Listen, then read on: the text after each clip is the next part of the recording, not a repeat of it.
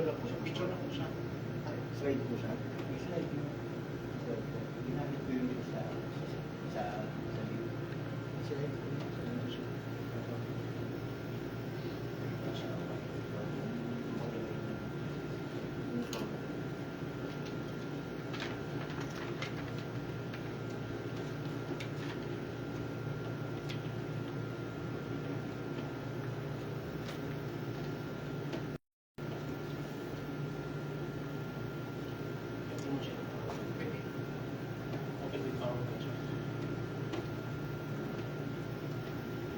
PowerPoint.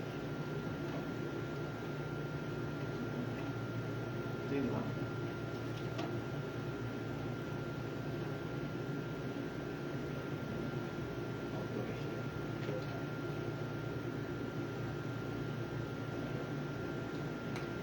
Open mic mo siya. Open mic PowerPoint. Open mic.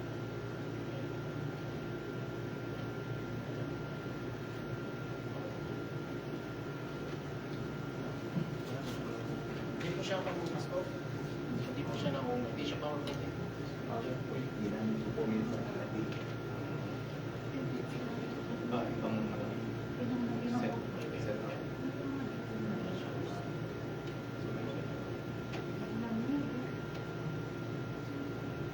One in 10, one 12.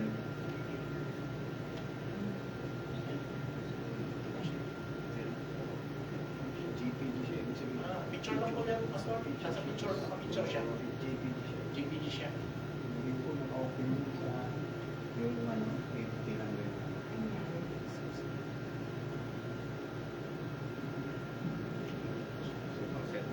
Amen?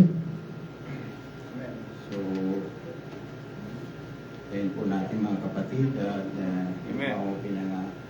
So, yan po ay nagmumula po yan sa Psalms 119 verse 112.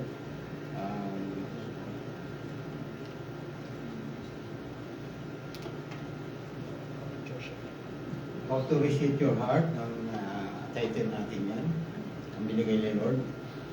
So ang tema niyan, be incline your heart to God, to do something, to perform the status until the end.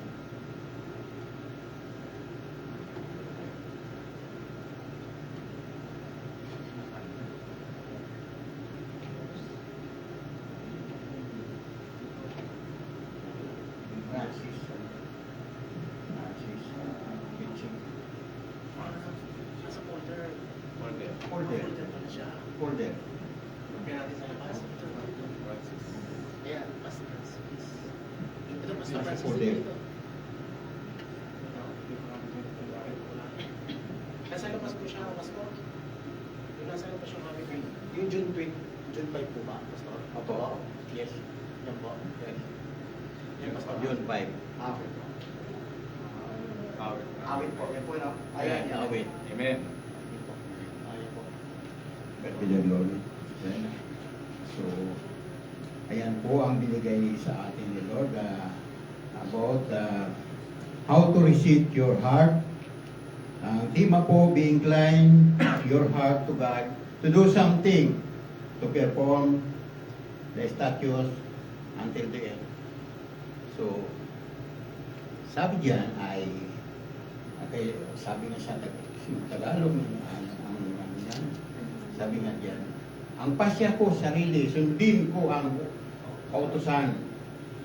Susundin ko ang utos habang ako'y nabubuhay. So, sabi ng Panginoon, kailangan po ay sundin po natin ang kanyang pinag-uutos. Do something, ganapin po natin to perform. Be inclined, kailangan po ay yung direksyon natin sa Panginoon hindi magbabago. Amen. Kailangan naka-incline po tayo palagi sa Panginoon to be direct to God. Amen. Kailangan yung puso natin, yung mind natin, ay kailangan po ay iisa lang, hindi double-minded. kailangan kadirect lamang po tayo. Huwag natin babaguhin yung ating direction patungo sa Panginoon upang maabot po natin yung until the end na makasama natin ang ating Panginoong Kristo. Amen? So kailangan nakapokus lamang po tayo doon sa kanyang banal na salita habang tayo ay nabubuhay. Kaya be inclined your heart, your mind to God. Kailangan ganapin po natin. Mag-perform po tayo. Yung batas, yung kautusan ng ating Panginoong Kristo. Amen? Kaya anuman ang mga pagsubok sa bawat isa sa atin, kaya-kaya natin yan kasi may Diyos tayo. Ang puso natin lagi nakatuon sa ating Panginoong Kristo. Laging naka-incline tayo. Hindi tayo madadala doon sa mga taong lumilin lang sa atin. Doon kay Satanas na tayo pinipilit ng hilain. So hindi natin dapat sirain yung pangako natin sa ating Panginoong Kristo. Yung promises natin kay Lord na tayo po susundin po natin ang lahat ng kanyang pinag-uutos habang tayo ay nabubuhay. Amen? So, kaya po yan po ang binigay sa atin ni Lord. How to reset your heart, be incline your heart to God to do something, to perform the statutes and then Amen. Ano lamang po yan? 3 puntos lamang po yan. Yan po, 3 points lamang po yan. Ay, clean lamang po yan. Ang unang puntos yan ay trade your heart. Ang ikalawang puntos ay guard your heart. Ang pangatlong puntos, share your heart. Kailangan ay trade your heart, yung matitigas natin ang puso na hindi kayang palalambutin niya ni Lord. Amen. Yung puso natin, kailangan natin ay gwardiyahan po natin. Baka saan niyan mapunta ang puso natin. Kaya po natin i-guard yan. At yung mga nakamit natin na pagpapala, nakamit natin na binigay sa atin ni Lord, kailangan po ay i-share natin po sa lahat. Huwag natin sarilinin. Higit sa lahat sa ating mga mahal sa buhay, mga relatives. So, kailangan po gawin po natin ang lahat ng yan upang tayo po ay pagpalaan ng Lord. Amen? Amen. Patuloy po tayo mga kapatid at sabi nga, trade your heart. Palitan ang mga matitigas na puso. Kailangan ay palambutin po natin yan. Pang tayo po. Dahil tayo po ay nilikha na ng ating Panginoong Kristo na kawangis. Dahil sa habag ng Diyos, tayo po ay binigyan ng bagong damdamin ng ating Panginoong Kristo. Amen? Amen. So, kailangan po ang puso natin yan ay lagi naka-incline sa ating Panginoong Kristo. Amen? So, ang sabi nga diyan sa yung ating kapatid, kailangan may yan dahil English siya.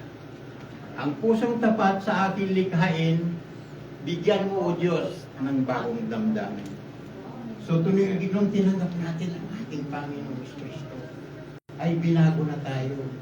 2 Corinthians 5:17. Wala na yung lumang pagkatao. The old as the new as come.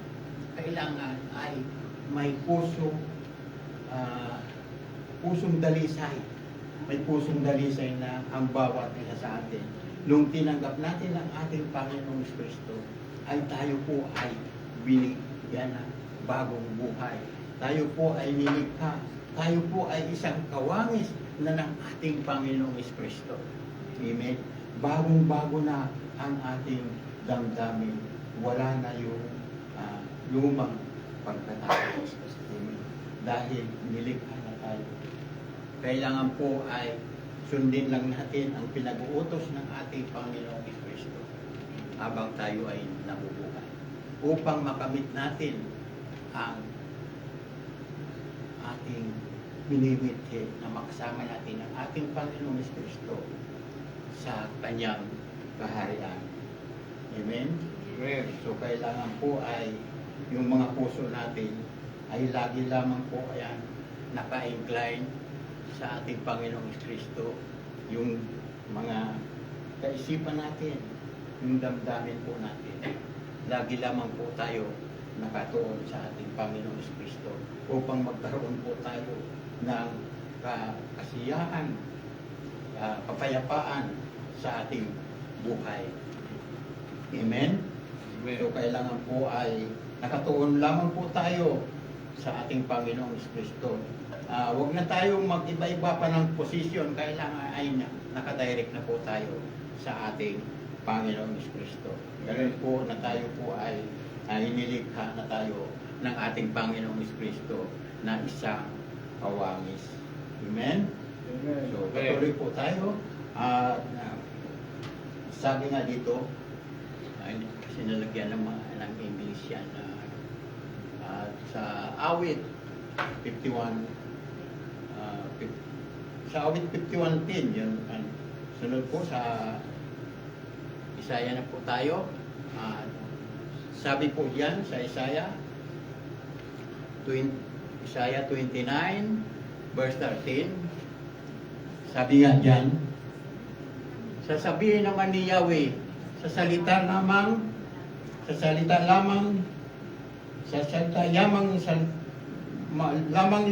malapit sa akin ang mga taong ito, at sa bibig lamang nila ako pinaparangalan. Kaya malayo sa akin ang kanilang puso, at ayon lamang sa utos ng tao ay kanilang paglilingkod.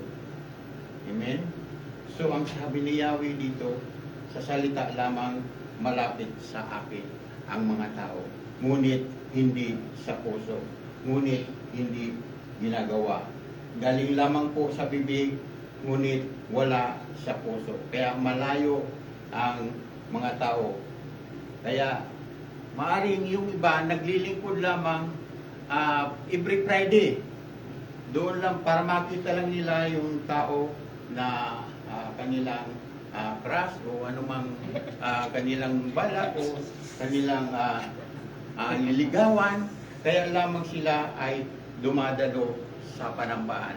Ngunit wala sa puso nila ang ating Panginoong Kristo.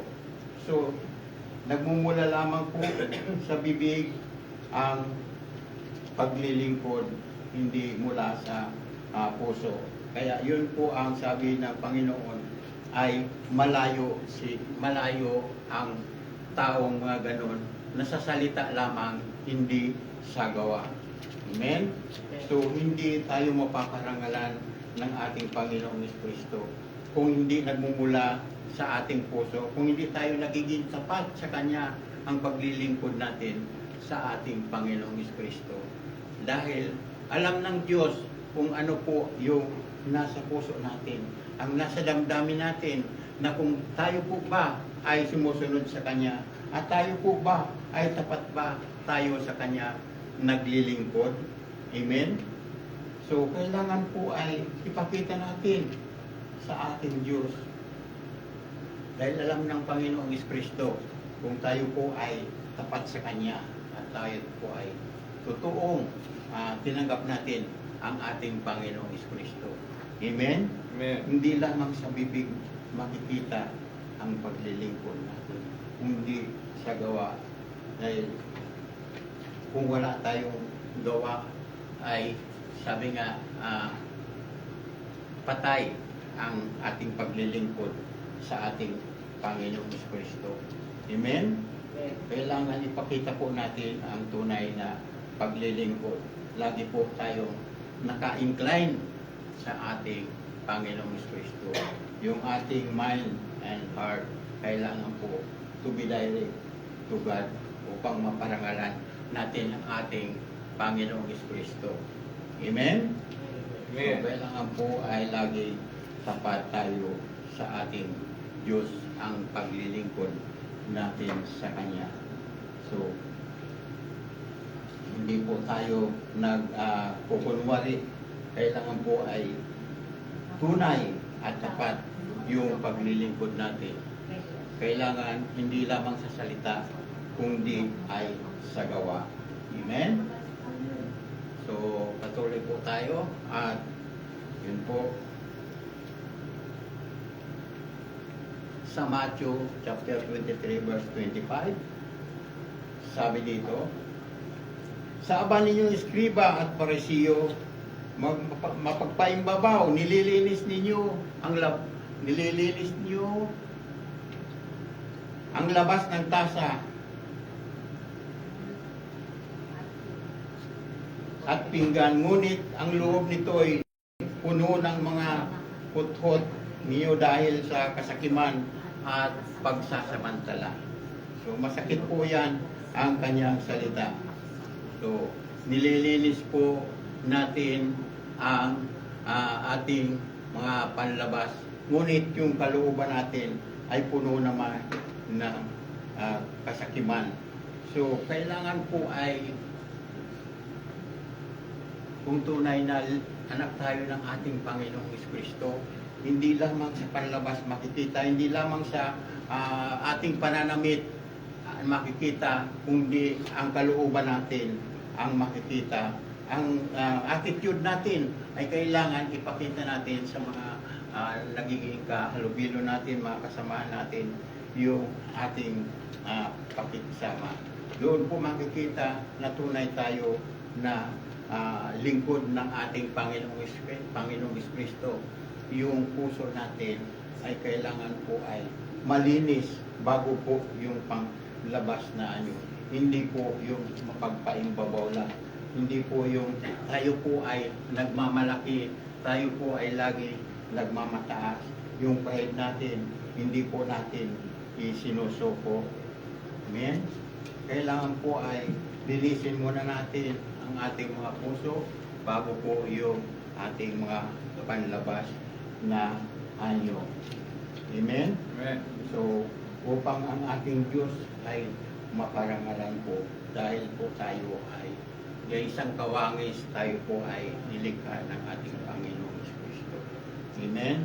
Hindi po yung mga damdamin natin na punong-puno na ng hinagpis, hinanakit, sama ng loob, ay kailangan po ay i-reset na natin yung i-let go na natin yan. Bitawan na natin lahat kung ano man yan, ang mga carrying natin, mga daladala natin sa ating puso at isipan dahil hindi po yan nakakalugod sa ating Panginoong Kristo. At higit sa lahat, hindi rin po yan nakakabuti sa bawat isa sa atin bilang mga lingkod ng Diyos. Amen? So, kailangan po ay laging malinis po yung ating puso at isipan, yung ating damdamin upang ang lalabas doon ay malinis. Hindi lamang po makikita tayo doon sa panlabas na anyo. Amen? Amen. So, kailangan po ay alisin na po natin yung mga kasakiman at pagsasamantala natin sa ating kapwa. Dahil isa po yan na magiging sin. Yung kasalanan natin ay lalong madaragdagan, hindi po mababawasan ang ating mga kasalanan. Amen? Kailangan po alisin na po natin yung mga pride natin, yung pagmamalaki natin, yung sobra na pagmamalaki, pagmamayabang natin sa ating kapwa. Dahil pare-parehas lamang ang tingin sa atin ng ating Panginoong Kristo. Amen? Amen. Tawan natin po ang lahat ng mga bagay na hindi kaaya-aya sa ating Panginoong Kristo. Amen? Amen. So, kailangan po ay ating ayun, may Bible English. So, I'm sorry, brother. Because I cannot speak English very well. So, Amen.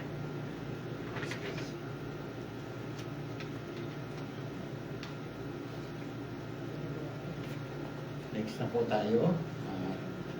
Sabi nga dito sa sunod po at sa Lucas po.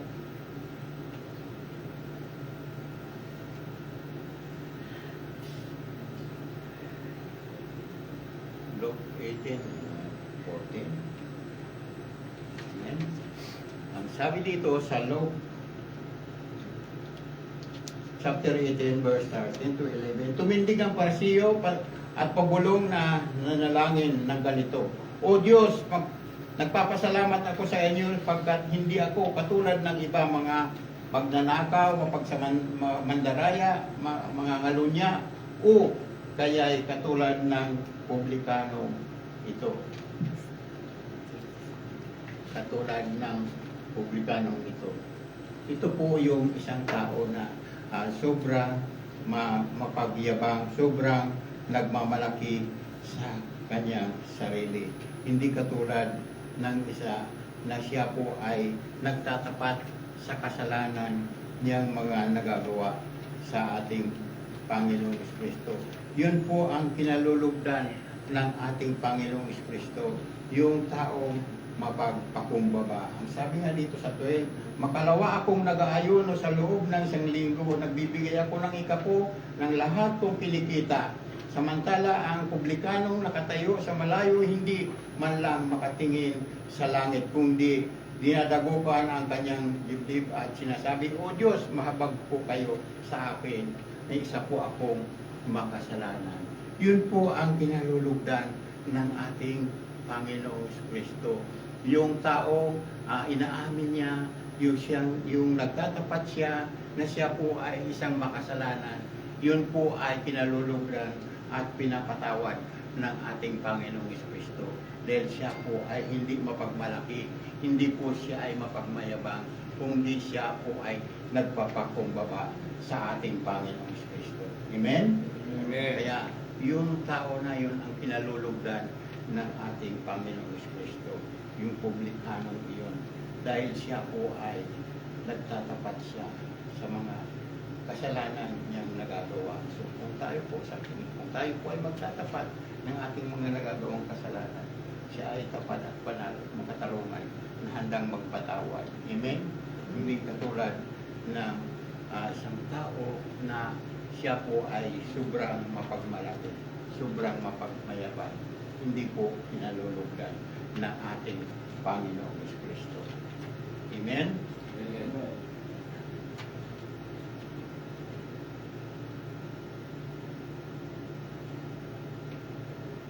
Luke chapter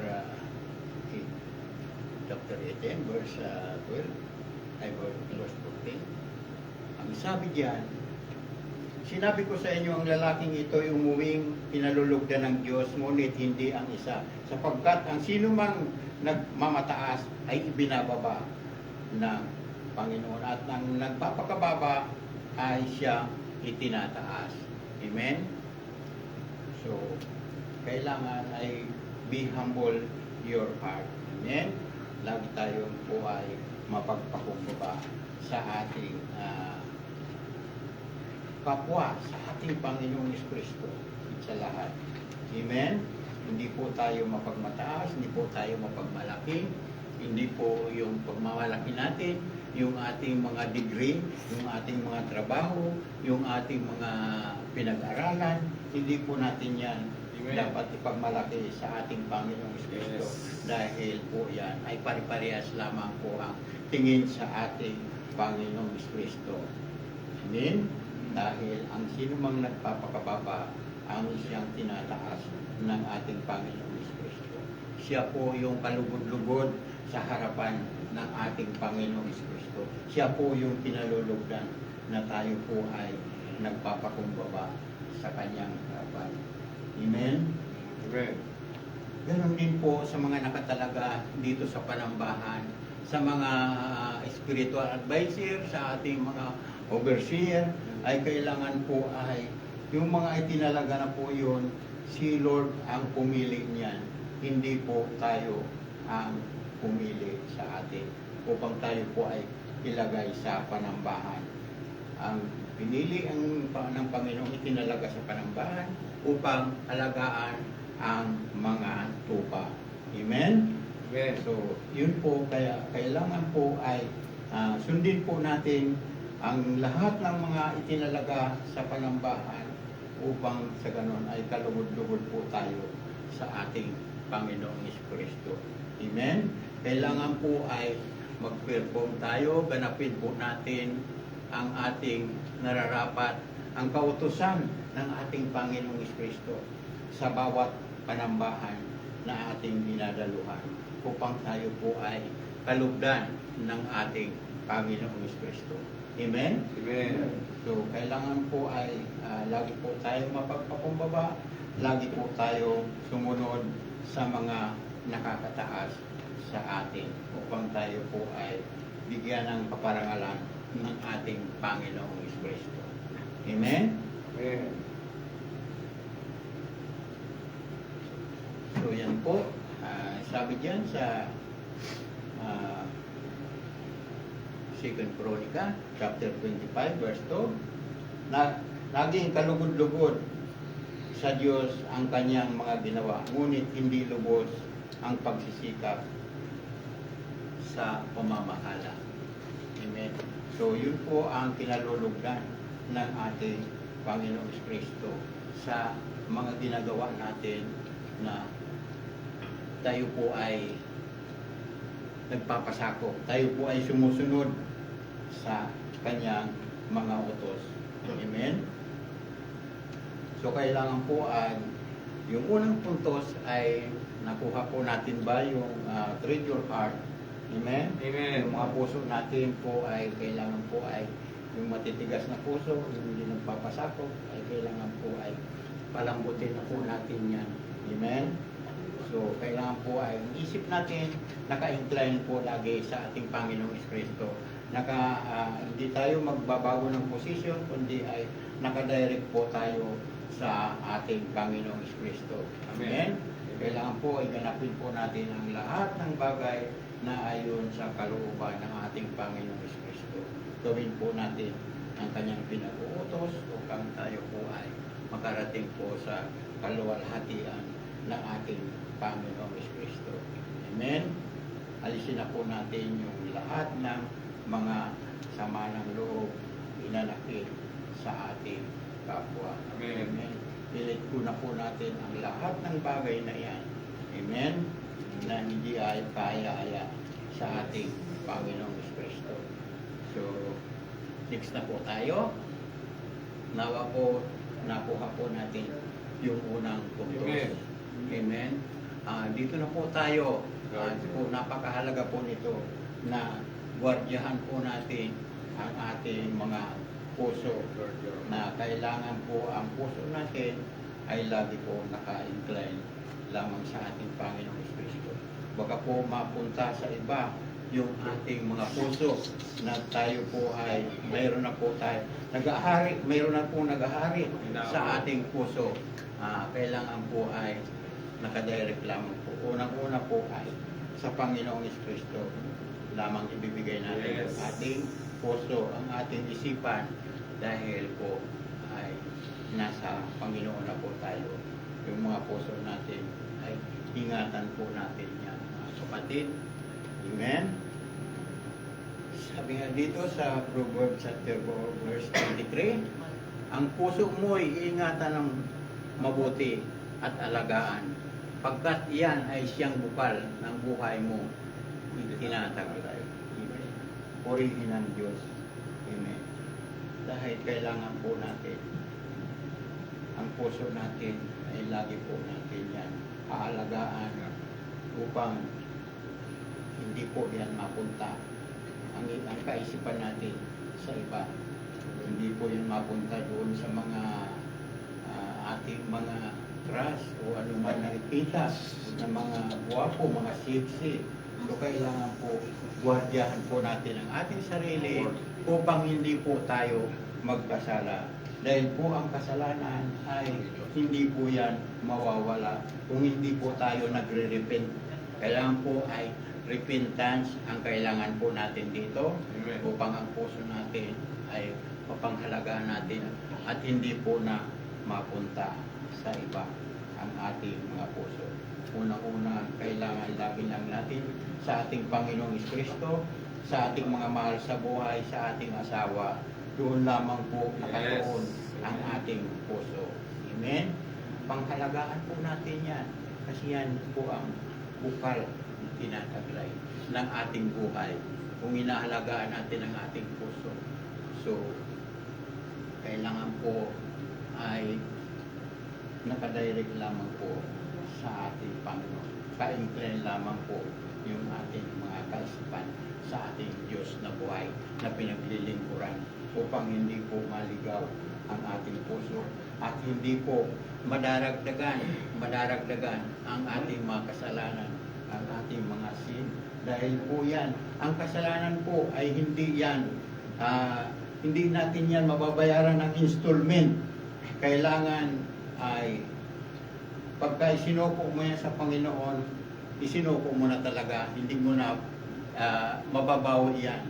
Dahil yung kasalanan na yan ay hindi yan maaalis kung hindi natin babaguhin natin ang ating mga kaisipan, ang ating puso. Amen?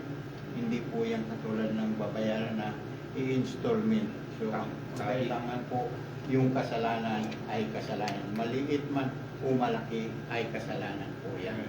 Amen? Amen. Dahil dito sa Saudi Arabia, talagang minsan ang puso ng iba hindi mapigilan kung ano-ano ang mga naiisip, hindi nila iniingatan. Amen. Dati-dati,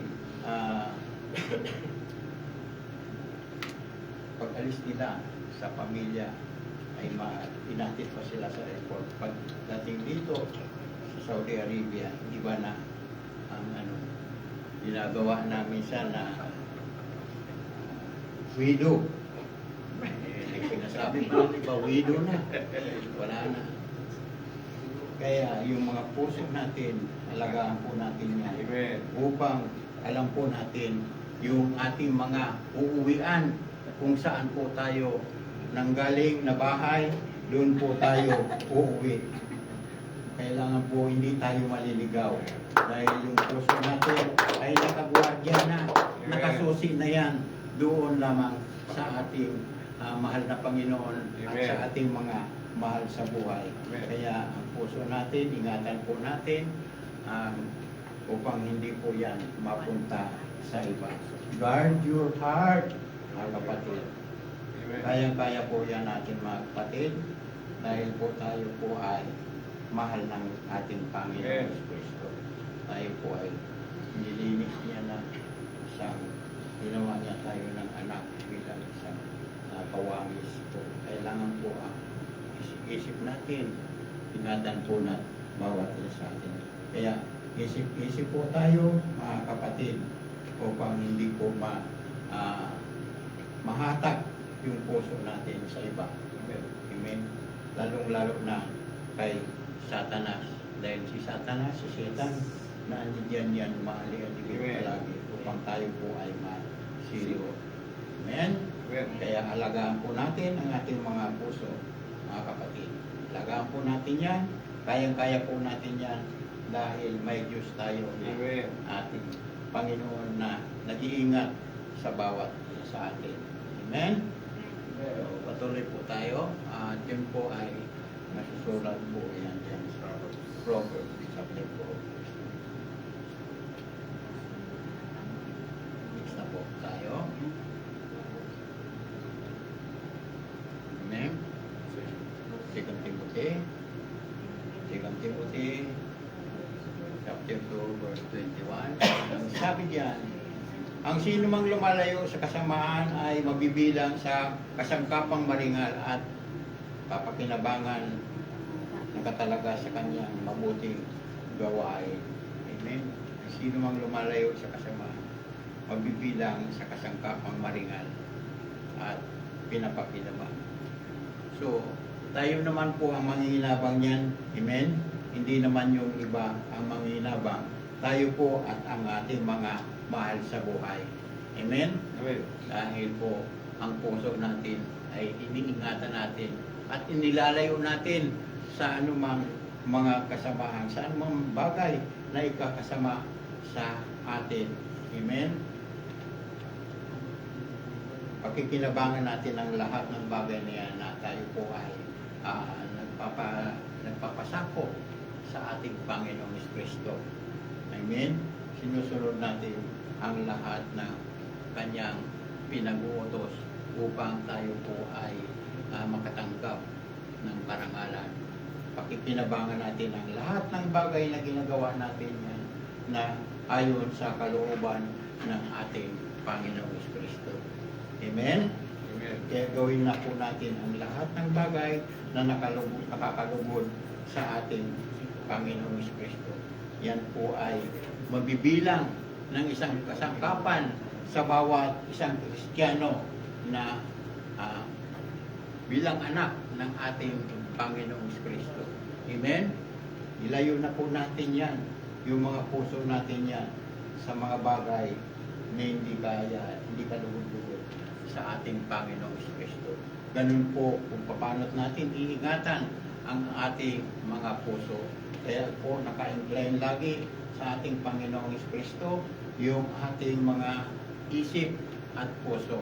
Amen? Amen. Kailangan po ay lagi na po natin nasa puso ang ating Panginoong Kristo.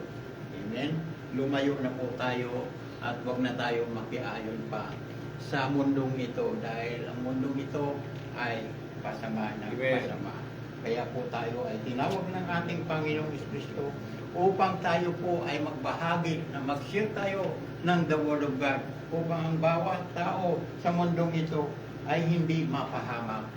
Mga kapatid, kailangan po yun ang puso natin, ang kaisipan po natin, ilayo na po natin sa anumang mga bagay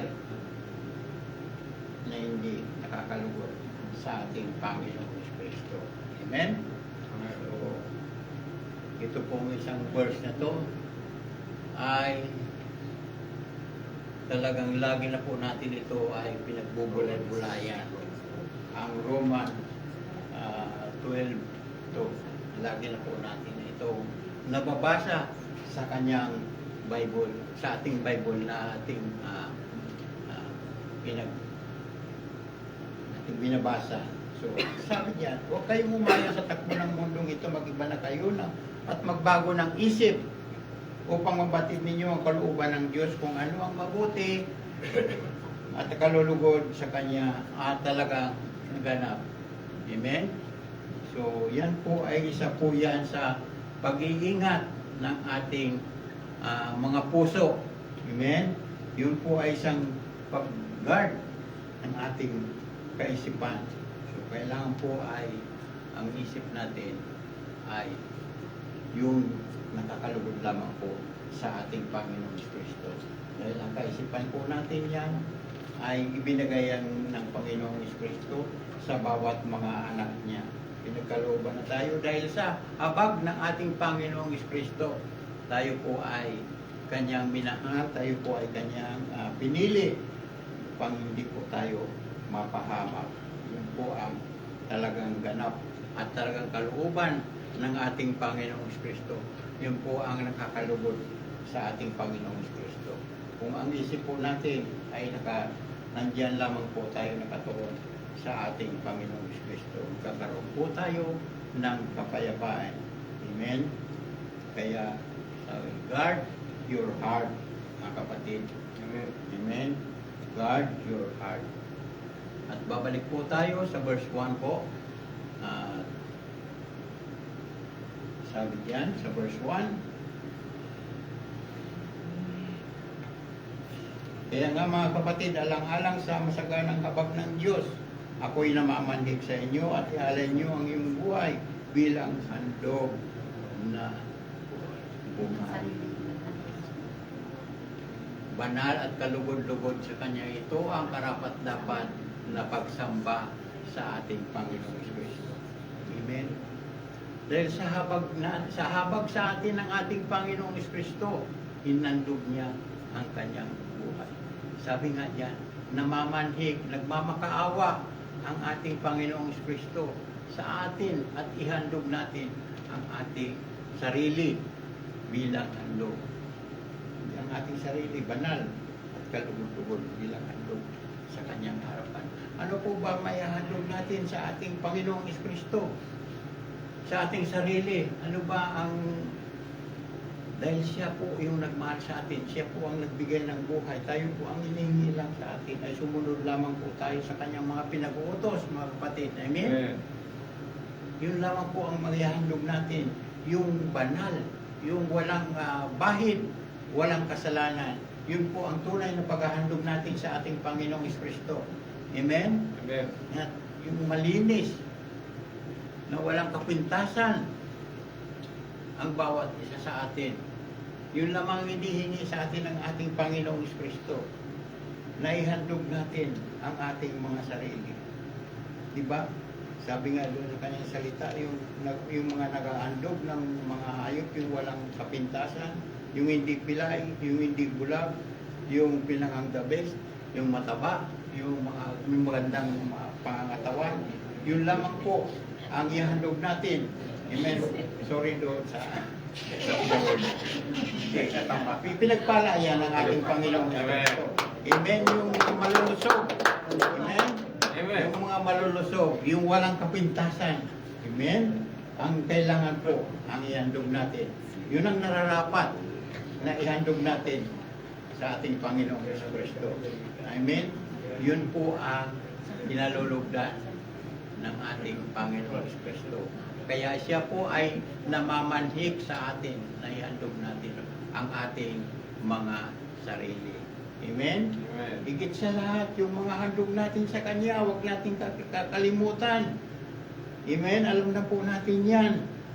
Yung bawat tanggap natin ng sahod, kailangan maghandog po tayo sa ating Panginoong Kristo. Amen. Yung para sa Kanya, Yes. yung ating 10%. Yan.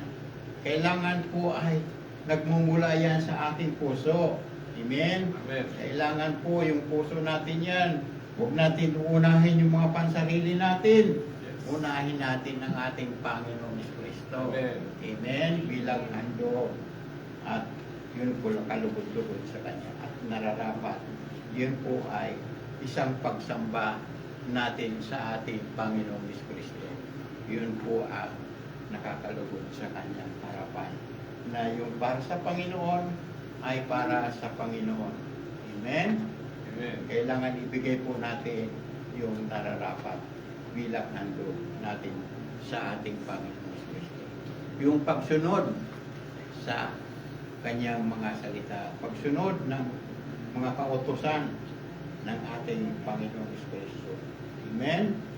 Kaya po, yung para sa Panginoon, ibigay na po natin yan. Huwag natin sasarilinin dahil yan po ay isang pagpapala po yan sa bawat mananampalataya, sa bawat Kristiyano na ibigay po natin ang para sa Panginoon. Ang 10% huwag na natin kakalimutan yan. Kailangan ay nakatanim na yan sa ating mga puso at isipan ang para sa Panginoon. Amen? Yun po ang karapat-dapat, yun po ang bilang handog natin sa Kanya buhay at totoo. Amen?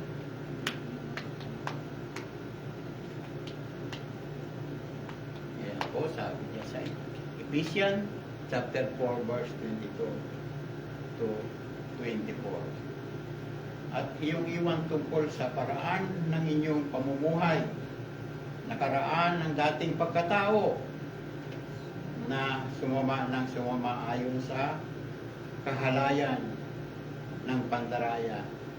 At kayo'y magsibihis ng bagong pagkatao na ayon sa Diyos ay nilalang ng katuwiran at kabanalan at katotohanan. Amen? Tayo po ay magsibihis na tayo po ay mamuhay na tamang paraan at tayo po ay binago na ng ating Panginoong Kristo. Alisin na natin yung mga kasamaan na yan, yung masama. Amen? Alisin na po yan natin sa ating mga sarili. Yung mga kahalayan. Amen? Mga pandaraya. So, guard your heart, mga kapatid. Amen? So, yung evil na yan, iwan na natin yan. I-surrender na yan natin sa Panginoon. Huwag natin yan iwan sa bahay. Papabalikan pa yan. Amen? Yung mga kasamaan na yan, yung pandaraya na yan. Amen. So, i-surrender natin yan sa ating Panginoon. Huwag natin itapon. Baka may makapulot pa niyan. So, kailangan po ang mga kahalayan na yan, mga kapatid, yan po ay isang kapahamakan sa bawat isa sa atin. Kung yan po ay may magpapatuloy pa niyan at tayo po ay magsibis na, tayo po ay nilalang na isang kawangis, tayo po ay binago na ng ating Panginoong Kristo nung tayo po ay tumanggap sa ating Panginoong Kristo. Amen? Mga kapatid, kailangan po ay alisin na po natin yung mga bagay na yan na kasama sa ating sarili upang tayo po ay makatakbo, tayo po ay makarating sa finishing line until the end na makasama natin si Lord sa kanyang kaharian. Amen? So tayo po ay magsibis na, iwan na natin yung lahat ng iyan na pamumuhay na nakaraan natin na hindi nakakalugod, hindi kaya-aya sa ating Panginoong Kristo.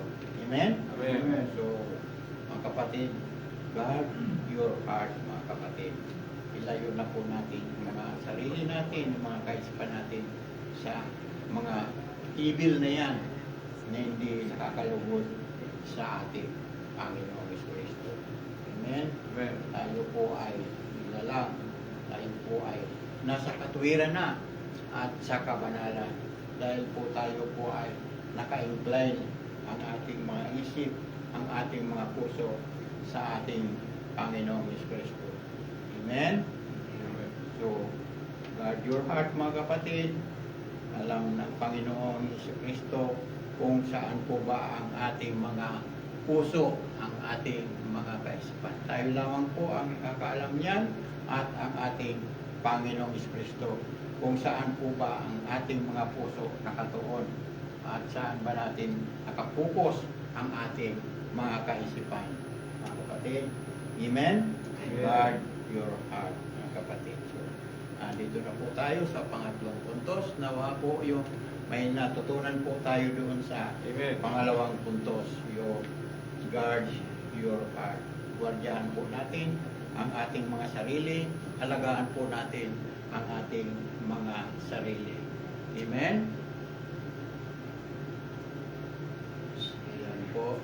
Dito na po tayo sa pangatlong puntos na i-share your heart. Amen? Share your heart, kapatid. Ang puso natin, kung talaga bang binago na, tayo po ba ay totoong anak na ni Lord, ay tayo po ay kailangan po i-share po natin ang ating mga puso nung tinanggap natin ang ating Panginoong Kristo. Kung ano po ba yung nabago sa atin, yung pananampalataya natin, wala na po tayo doon sa mga dati pa na mga nakaraan po natin.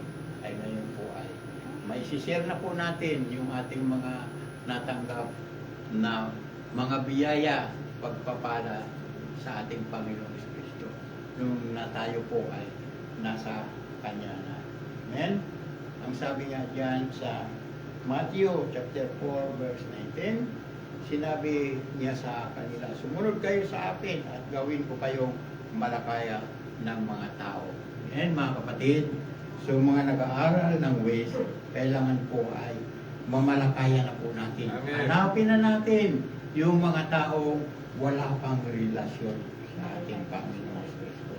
Amen? Hindi lamang yung mamalakaya tayo ng isda, kundi tayo po ay mamalakaya na tayo ng mga tao. Hanapin na natin yung mga tao na yun yung para maligtas din sila. At may alay natin sa ating Panginoong Kristo. Amen? Yes. So, praise God. At bawat mga anak ng Diyos na mga nag-aaral, nag-evangelize, ng mga sa West. So, tayo po yung mga gagamitin ng Lord upang tayo po ay mamalakaya ng mga tao. At dalhin po natin dito sa panambahan at ihandog natin sa ating Panginoong Kristo. Amen? Kaya po natin yan mga kapatid, ipag-pray po natin yung mga tao upang mahanap po natin sila kung nasaan man sila ngayon. Amen? Amen. So kailangan po ay yun lamang po ang maisishare po natin sa bawat tao sa ating Panginoong Kristo yung mga natanggap natin. Paano tayo po ay mamalakaya ng mga tao. Amen, mga kapatid, kayang-kaya po natin yan na tayo po ay makadal tayo po ng mga kaluluwa sa ating Panginoong Kristo. Amen. Tayo po ay makapaghandog sa Kanya. Kaya mga kapatid, nauna, mamalakaya na po tayo mga kapatid sa oras na mayroon po tayong bakanting oras. Huwag na tayo muna mag-window shopping at baka mabawasan pa yung ating mga kita na Wala naman para sa ikabubuti. Amen?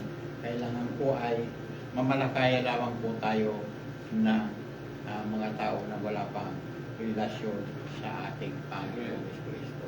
Amen? So, kasama natin ang mga bulsa natin dyan. Kung tayo po ay makakapaghayo, ay kasama po yan. Amen. Dahil ibabalik naman yan sa atin ng ating Panginoon Yes. Kristo. Sikling liga o maapaw mga kapatid. Amen? Gawin na po natin yan at sumunod na tayo sa ating Panginoon Kristo. Gawin natin ang lahat. Next na po tayo. Malapit na po yung oras. Luke 19:10. Sapagkat naparito ang anak ng tao upang hanapin at iligtas ang mga naliligaw. Yun mga kapatid. Hanapin na po natin sila, yung mga naliligaw, upang sila maligtas Amen. sa kanilang masamang pamumuhay, masamang hadikain. Kaya hanapin na po natin yan, ang mga tao na yan, mga naliligaw. Amen? Imalakayan na po natin yan. Mamaya po, pag may mga bakanting oras kayo, pagkatapos ng pag-aaral, pwede po kayo pumunta sa mga pasyalan ng mga Pilipino upang sila po ay hanapin na po natin yung mga naliligaw na yan. Amen? So, dahil po ang Diyos ang mapaparangalan kung tayo po ay gagawin po natin ang lahat ng bagay na yan na pinag-uutos ng ating Panginoong Kristo upang maligtas po yung mga tao na yan, mga naliligaw. Hanapin na po natin yan. Ipag-pray po natin yan bago tayo ay mamalakaya, bago tayo hanapin po natin yung mga tao na yan na upang maligtas din yan sa kanilang mga ginagawang hindi kaya yan sa ating Panginoong Kristo. Dahil alam naman po natin yan dito sa Saudi Arabia, talagang marami pong tao ang naliligaw. Amen? Upang hindi na po sila mapahamak, kaya hanapin na po natin mga kapatid. Nauna, hanapin na po natin yung mamaya. Amen? Amen. Doon po sa mga nag-aaral ng West po. Pagkakaloob yan sa bawat isa sa atin mga kapatid. Amen? Amen. So, kaya po natin yan na hanapin na natin yung mga tao na yan upang sila po ay maligtas. Amen? Next na po tayo.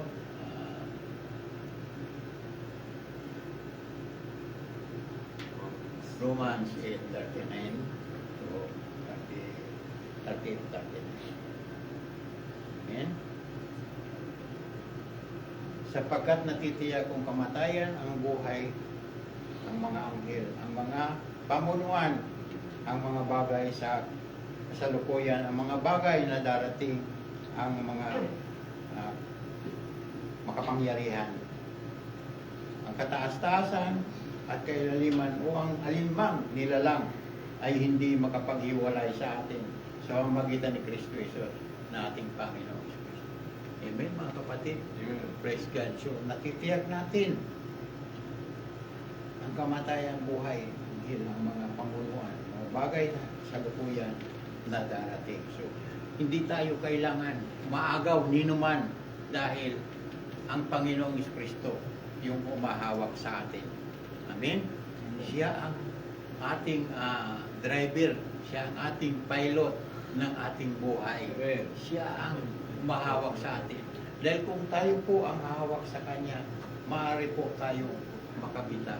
Hindi tayo iiwan, hindi tayo pababayaan ng ating Panginoong Kristo. Amen?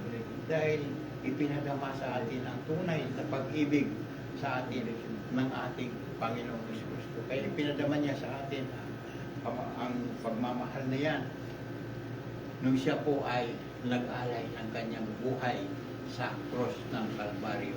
Ganun po tayo kamahal ng ating Panginoong Kristo. Amen?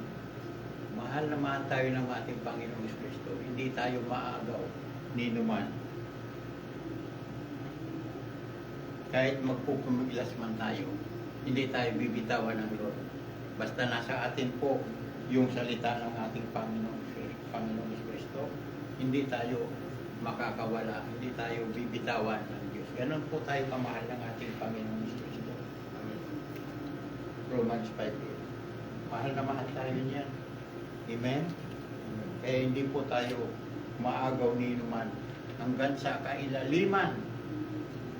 Kahit man saan man sulok, nandiyan ang Diyos upang tayo po ay bantayan. Amen? May mga anghel na nakatalaga sa bawat isa atin. 3 angels yung nakatalaga sa bawat isa atin. Ang kabila, left and right, at sa ating likod, sa ating back. So nandiyan lagi ang Panginoong Kristo. Babantayan niya tayo upang hindi po tayo maligaw, upang hindi po tayo mapahamak. Kaya po, patuloy po tayong maglingkod sa Kanya. Amen? Upang hindi po tayo mapahamak.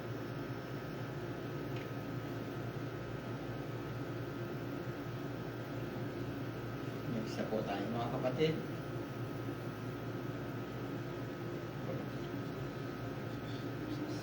Kolosas. Amen. Ayan na po yung Kolosas. Chapter 3, verse 17. Sabi niyan, ano man ang gagawin ninyo maging sa salita o sa gawa, gawin ninyong lahat sa pangalan ng Panginoong Hesus. At sa pamamagitan niya ay lagi tayo magpasalamat sa Kanya. Amen? So ano man po ang mga ginagawa natin ay gawin po natin sa salita o sa gawa. Hindi po yung mga ginagawa natin ay sinasamahan natin ng murmuring, hindi nakakalugod yan sa ating Panginoon Kristo. Kailangan, habang gumagawa tayo sa trabaho man o dito sa panambahan, kailangan samahan po natin ang awitin para sa Panginoon Kristo. Amen? Amen. Yan po ang nakakalugod sa Kanya. Yung tayo po ay gumagawa na tayo po ay laging nakangiti, hindi nakasimangot, hindi tayo nagreklamo. Wala tayong reklamo sa lahat ng ating ginagawa dito sa panambahan. At kailangan lagi po natin pasalamatan ating Panginoong Kristo. Amen? Amen. Dito po sa panambahan, hindi na tayo kailangan utusan dahil may mga deacons naman yan, mga tinalaga, may mga deacons, so kailangan ang mga deacons, isa po yan sa mga naghahalaga ng mga tupa. Amen? Kung may bisita tayo, entertain na po natin at bigyan po natin sila ng breakfast, coffee, yan po ang dapat natin gawin dahil yan po ay kinalulugdan ng ating Panginoong Kristo. Hindi lamang po puro salita, kundi may gawa po. Amen? Yung hindi tayo nagmumurmur, kung tayo po ay una lang palagi ang inuutosan, una lang palagi naglilinis, una lang palagi nag-utos, hindi po yan kinalulugdan ng ating Panginoong Kristo. Amen?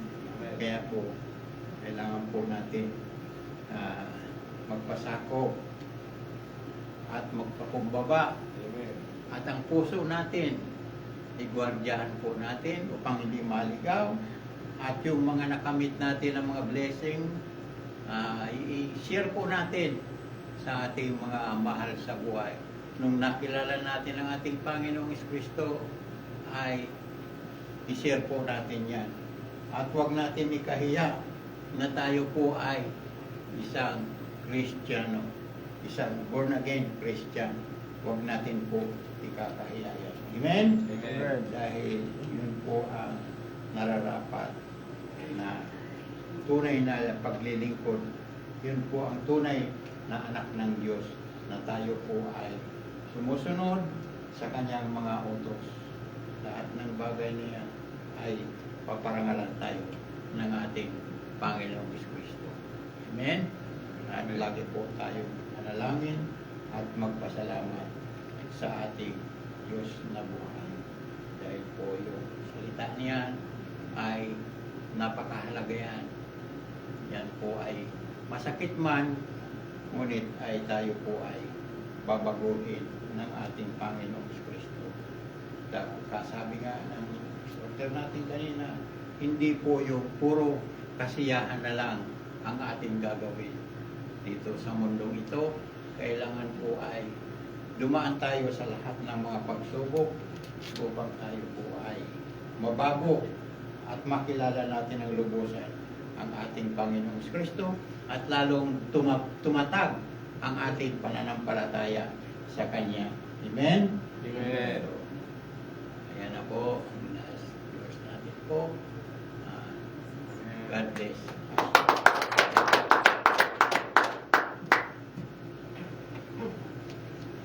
Hallelujah.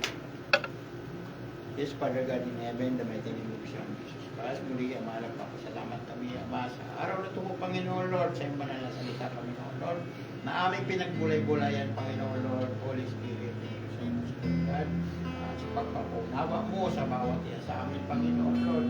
Maraming salamat po, Panginoon Lord, patuloy mo, Lord, i-bless po, Panginoon Lord, dito ang sektor si Panginoon Lord, ang iyong panambahan na itinatag, Panginoon Lord, na patuloy po, Panginoon Lord, mag-grow po, Panginoon Lord, ang iyong panambahan po, Panginoon Lord, dito sektor si Panginoon Lord, i-bless mo, Lord God, ang bawat mga anak mo na itinalaga po, Panginoon Lord God, sa aming Pastor Amil bilang spiritual advisor po, Amen. Panginoon Lord, na itinalaga po, Panginoon Lord, dito sa sektor C, sa sektor B po, Panginoon Lord. Yes, Lord. Salamat ng marami po, Panginoon Lord, sa overseer po, Panginoon Lord. Bless mo, Lord, ang aming Pastor Marvin, ang aming Pastor Atina, Panginoon Lord. Masalamat ng marami po, Panginoon Lord, O God, sa yung mga anak, Panginoon Lord, O God, ang aming Pastor Ovid po, Panginoon Lord, bilang overseer po, Panginoon.